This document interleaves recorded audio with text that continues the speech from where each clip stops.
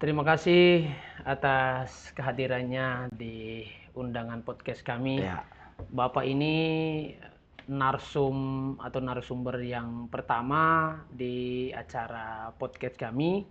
Kemarin pada saat tampilan pertama itu saya coba tampil tunggal. Ya, itu hanya sekedar menjelaskan ini saja, Pak, menjelaskan orientasi dari diadakan podcast ini, kemudian hal-hal lain yang sifatnya dengan podcast ini supaya ya masyarakat di Kabupaten Berau terutama yang sudah masuk kategori memilih itu memahami apa kira-kira maksud dari podcast ini. Yang jelas bukan untuk mencari cuan seperti podcast pada umumnya, karena ini kan lembaga. Ya, ini kan lembaga, jadi itu salah satu tujuannya untuk media sosialisasi kami.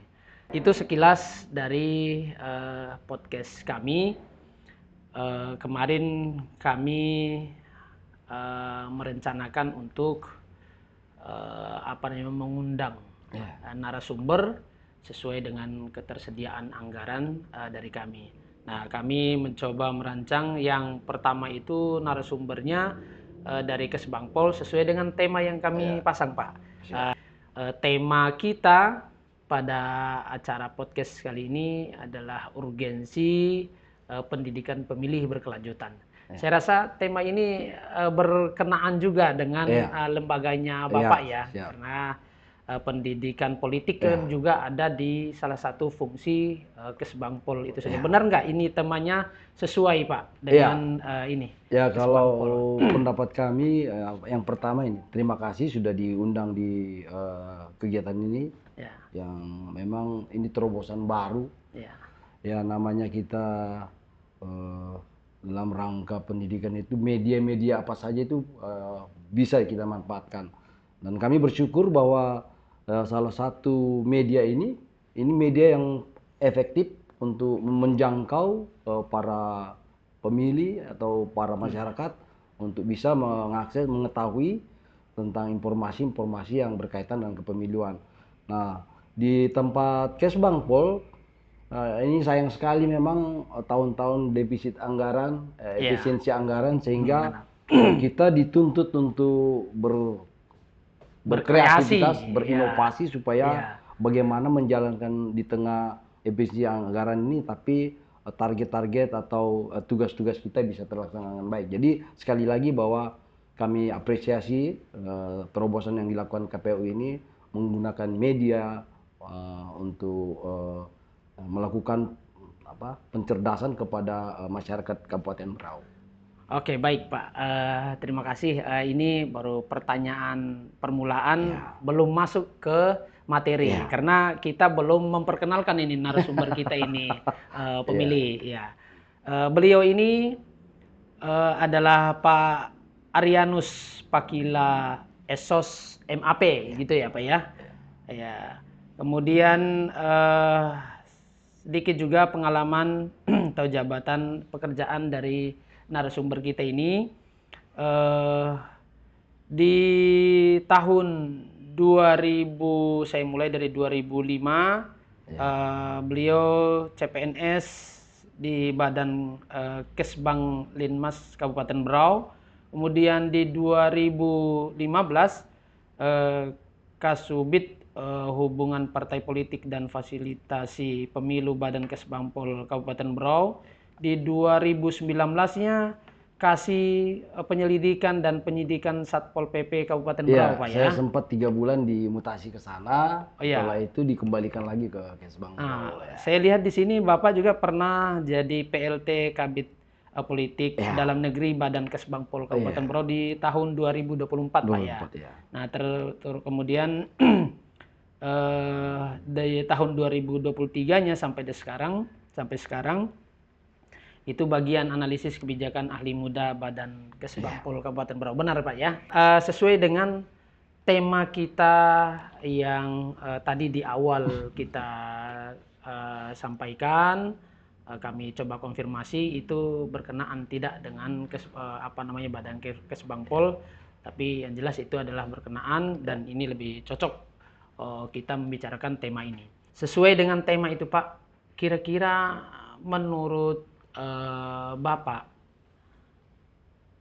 penting nggak sih pendidikan pemilih berkelanjutan atau pendidikan politik berkelanjutan di luar daripada tahapan pilkada maupun pemilu di Kabupaten Berau ini? Ya, saya pikir kalau bicara tentang urgensi pendidikan bagi pemilih dalam rangka kelanjutan ini, ya dibilang penting ya memang sangat penting Pak. Namanya sangat penting, ya Pak, ya. namanya pendidikan apapun itu sangat penting. Ya ada filosofi pendidikan bahwa kita belajar itu adalah seumur hidup, long life gitu. Jadi memang kalau kita kaitkan dengan pendidikan untuk pemilih ya memang penting itu penting sekali. Nanti karena persoalan-persoalan sekarang ini materi-materi pendidikan politik itu kita momentum saja laksanakan. Berarti pada saat Hanya tahapannya saja, tahapan pada saat pemilu ada pemilu saja gitu. dan pilkada saja. Padahal untuk merubah mindset orang itu kan ada proses lama. Proses panjang Pak ya. Proses panjang membentuk karakter orang, menyadarkan orang, memberikan orang pemahaman itu butuh waktu yang lama. Jadi kalau saya pikir tidak efektif ketika mau bicara merubah mindset orang lalu hanya di tahapan tok itu. Oh, itu iya. penting tuh berkelanjut pendidikan.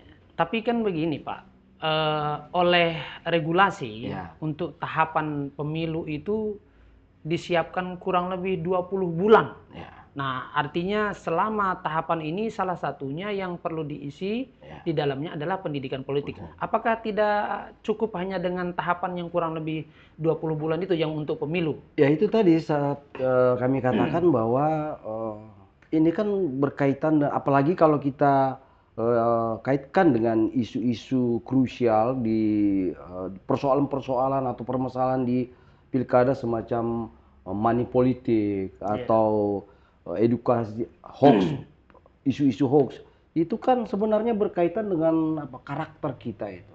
Nah, sekali lagi bahwa merubah karakter seorang itu bukan tidak bisa dengan sekejap saja dengan waktu yang perlu sebentar, penyadaran. Pak, ya. Ibaratnya kalau mohon maaf mungkin orang sembahyang, rutinitas agama itu kan harus terus menerus supaya orang tidak mudah tergoda gitu. Supaya orang terbiasa. Jadi taat. Lupa dengan kebiasaan yang tidak baik. Yang tidak baik harus bisa ini. Ibaratnya ada mengingatkan kita, warning kita. Kita sudah pernah diberikan pelajaran ini. Otomatis bahwa paling tidak teriang di dalam pikiran mereka bahwa itu tidak bisa dilakukan, apa yang harus dilakukan dan apa yang tidak bisa dilakukan. Gitu. Nah, oke Pak. Kemudian untuk tahapan pilkada kita kan minimal 10 bulan. 10 bulan. Ya kalau pemilu tadi kan minimal 20 bulan. Ya kurang lebih lah di situ kan. Nah, untuk masyarakat Kabupaten Berau ini sendiri, misalnya dalam tahapan pilkada, kira-kira cukup nggak dengan waktu kurang lebih 10 bulan itu untuk pendidikan pemilih? Ya, itu mungkin kalau sebenarnya ini Pak, kita substansi daripada materi itu sendiri. Ketika hanya bicara teknis kepemilian, ya mungkin cukup itu. Tapi kalau sekali lagi kan kita kalau bicara tentang mencerdaskan pemilih, itu berarti ada berbagai aspek di situ yang harus diberi pemahaman. Jadi kalau umpamanya Pak Sahar tadi mengatakan bahwa dalam tahapan saja apakah itu cukup? Kalau dari segi teknis mungkin bagaimana tata cara memilih itu mungkin cukup. Tapi sekali lagi bahwa bagi pemilih itu bukan teknis saja yang harus kita sadarkan, kita harus berikan pemahaman. Ya kan? Nah ini nih yang menarik nih, karena kan di dalam tahapan pemilu maupun pilkada secara regulasi itu kan ada dua nomenklatur yang memang tujuannya itu sama, baik itu dari sosialisasi maupun dengan pendidikan pemilih. Ini kan dua nomenklatur atau istilah yang memang arahnya itu ke partisipasi pemilih. Nah, kedua istilah ini dia harus seiring sejalan. Sinkron ya. Iya, seiring sejalan. Nah, sosialisasi itu sendiri kadang mungkin dianggapan masyarakat bahwa sama dengan pendidikan rendah, tidak beda.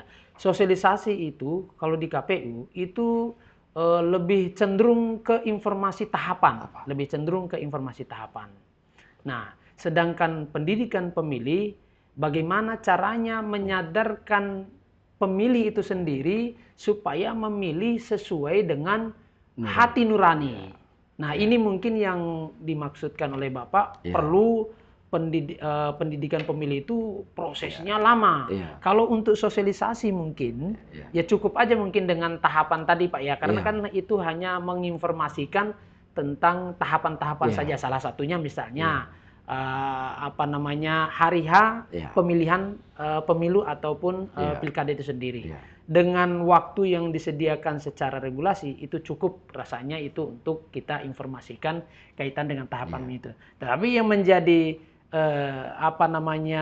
menjadi hal penting untuk dibicarakan di sini adalah pendidikan pemilih sesuai dengan tema itu sendiri.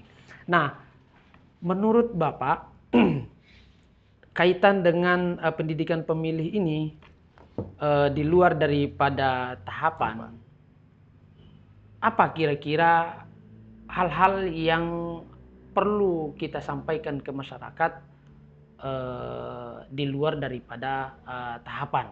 Karena ini kan prosesnya masih agak jauh. Misalnya, jadi ini nanti pemilu 2029, ini kurang lebih beberapa tahun lagi. Ya, yang menjadi sinkron dengan penyampaian Bapak tadi itu namanya pendidikan pemilih harus jangka waktu yang agak lama. Kira-kira hal apa saja itu yang bisa disampaikan di non-tahapan begini untuk pemilih kita supaya makin cerdas dalam memilih? Ya, jadi memang kita sepakat Pak Sahar bahwa dalam rangka pelaksanaan pemilu supaya pemilu itu berjalan dengan baik, utamanya bagi pemilih menggunakan suaranya dengan baik dan benar. Selain tahapan bahwa sedang dilaksanakan pemilu, tahapan pemilu ya memang sekali lagi bahwa isu karakter kita yang perlu dirubah sesuai dengan permasalahan-permasalahan yang terjadi kemarin kalau kita berkaca di pemilu-pemilu bahwa pemilu kita itu adalah pemilu yang kotor, pemilu yang orang katakan Pak Mahfud sendiri mengatakan untuk paling sadis di dunia. Di dunia. Ya, isu money politik, isu hoax dan pokoknya isu-isu mecah belah. Nah, itu yang perlu kita garis bawahi bahwa itu yang harus menjadi perhatian bagi kita penyelenggara pemilu dan baik itu pemerintah untuk bagaimana pemilu nanti ini benar-benar jadi pemilu yang bersih dan mencerdaskan pemilih kita itu. Kira itu Pak. Siap. Oke Pak, pendidikan pemilih ini seperti yang Bapak sampaikan tadi itu merupakan proses panjang. Nah, hal-hal yang berupa isi dari pendidikan pemilih, kira-kira temanya yang menarik untuk disampaikan di luar daripada tahapan seperti ini, apa saja kira-kira menurut Bapak ini? Ya, mungkin kita bisa mengambil strategi ini, umpamanya satu, kita sekali lagi bahwa tidak menjelang pemilu saja, tetapi kita bisa menggunakan kelompok informal untuk mengadakan pendidikan, penyuluhan tentang pentingnya berdemokrasi yang baik. Bagaimana kita menghargai pendapat orang. Itu tema-temanya Itu tema-temanya. Tema-tema yang bisa dimainkan. Jadi tidak saja melulu bahwa bagaimana kita memilih, tetapi contoh bagaimana mengetahui bahwa calon tersebut adalah baik, bagaimana mempelajari program yang ditawarkan, masuk akal atau tidak, itu penting juga itu. Iya, itu kalau pada saat tahapan. Nah, ini kan kita berbicara di non tahapan seperti yang Bapak sampaikan tadi bahwa pendidikan pemilih itu penting dia apa namanya luar tahapan juga, dan itu memakan waktu yang lama. Nah, strateginya Pak, bagaimana ini kita caranya di tengah efisiensi anggaran ini Pak? Kan ini namanya kita pendidikan pemilih itu ada yang perlu tatap muka, berarti kan kita mengundang orang nih Pak. Iya, kita mengundang orang, berarti kan butuh anggaran. Tetapi kan karena ini di luar daripada tahapan, terutama kami di lembaga KPU ini dimaksimalkan anggaran yang ada saja. Nah, salah satunya dengan acara podcast ini kami memilih karena di tengah efisiensi, ya mudah-mudahan dengan media ini ya dapat memberikan pemahaman kepada masyarakat bahwa pendidikan pemilih itu penting terus digaungkan.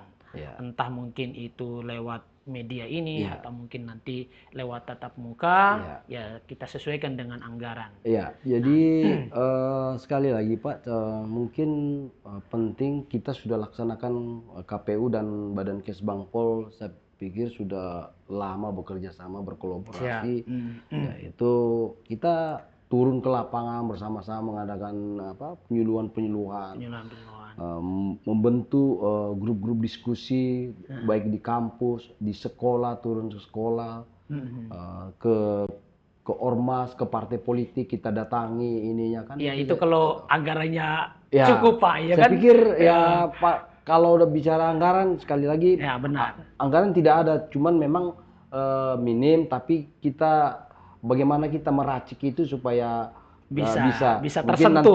nanti narasumbernya dari KPU, nanti kami yang fasilitasi, ya itu kerjasama. Alhamdulillah, ya mudah-mudahan nanti ada anggarannya kan. Iya. Nah, kemudian ini Pak, pandangan dari masyarakat itu salah satunya bahwa kegiatan atau pekerjaan untuk memberikan pemahaman tentang politik itu hanya lembaga-lembaga tertentu yang berkenaan saja. Kira-kira ini tugas siapa saja ini dalam hal urusan memberikan pemahaman dan kesadaran politik terhadap pemilih-pemilih kita yang ada di Berau. Tanggung jawab siapa saja kira-kira? Apakah cukup dengan lembaga yang berkaitan misalnya KPU, kemudian Kesbangpol? Ya, bagaimana itu Pak kira-kira? Nah, jadi memang efektifnya suatu program atau suatu kegiatan atau pendidikan itu ketika kita semua terlibat di dalamnya. Semua stakeholder yang berkaitan dengan pemilu ini itu terlibat di dalamnya. Nah, salah satu komponen yang sangat krusial dan sangat penting, kita tidak lupa sama media. Itu bisa membantu kita mengedukasi ke masyarakat, tokoh-tokoh masyarakat, ya baik informal maupun formal itu yang menjadi acuan orang, bisa didengarkan orang. Jadi itu bisa kita ajak untuk melakukan kampanye pemilih cerdas. Saya kira itu Pak. Jadi masyarakat pun juga ikut terlibat Pak ya. Ya sepengetahuan mereka lah. Bagaimana mungkin caranya memberikan pemahaman, kalau tidak bisa dengan banyak orang, yang paling tidak mungkin keluarga terdekat bisa begitu juga. Paling tidak itu paling tidak. Ini terakhir ini Pak, harapan kita kan terhadap pendidikan pemilih berkelanjutan ini supaya masyarakat itu sendiri cerdas di dalam memilih, dan mudah-mudahan dengan salah satu media yang kami miliki ini bisa diambil atau dijadikan oleh masyarakat itu untuk memahami bahwa pendidikan politik itu penting adanya dan penting untuk dipahami. Nah, mungkin seperti itu Pak. Ini untuk pertemuan awal, ya mudah-mudahan nanti ada anggaran berikutnya. Nanti kita akan coba kembangkan lagi ini anggaplah tema pemula. Tema pemula dalam arti permulaan bagi tema itu sendiri, untuk terus kita kembangkan, karena seperti yang Bapak sampaikan tadi bahwa pendidikan pemilih itu butuh waktu yang lama, dan berarti tema itu juga harus banyak tema yang harus kita siapkan untuk persiapan mencerdaskan pemilih agar muncul kesadaran pemilihnya, pemilih itu sendiri. Ya, begitu mungkin Pak. Terima kasih telah hadir di acara podcast kami. Ya, mudah-mudahan Bapak tetap merasa berkenan ketika misalnya ada lagi undangan berikutnya, dan mudah-mudahan dengan pertemuan seperti ini itu semakin memperlihatkan bahwa eksis kita sebagai lembaga yang memberikan edukasi itu tetap berlanjut terus-menerus. Ya, terima kasih banyak Pak. Mungkin bisa kami sampaikan bahwa biarlah podcast ini awal daripada kerjasama kita. Dan saya pikir untuk kelanjutannya perlu kita mungkin meracik atau membentuk suatu wadah sehingga kita bisa memberikan yang lebih baik lagi, membuat semacam konten-konten edukasi kepada ini salah satu lewat podcast ini kita akan memulai itu Pak. Siap. Oke, makasih banyak Pak. Nah, untuk masyarakat pemilih, untuk melihat informasi yang berkaitan dengan pemilu dan pilkada tidak hanya cukup lewat podcast, dan banyak lagi media-media lainnya seperti ada Facebook KPU Kabupaten Berau, kemudian ada Instagram. Itu dapat juga dijadikan sebagai media untuk mendapatkan informasi seputar pemilu dan pilkada. Sekali lagi terima kasih banyak Pak atas kesempatannya. Jangan enggan-enggan untuk menghadiri undangan kami berikutnya Pak.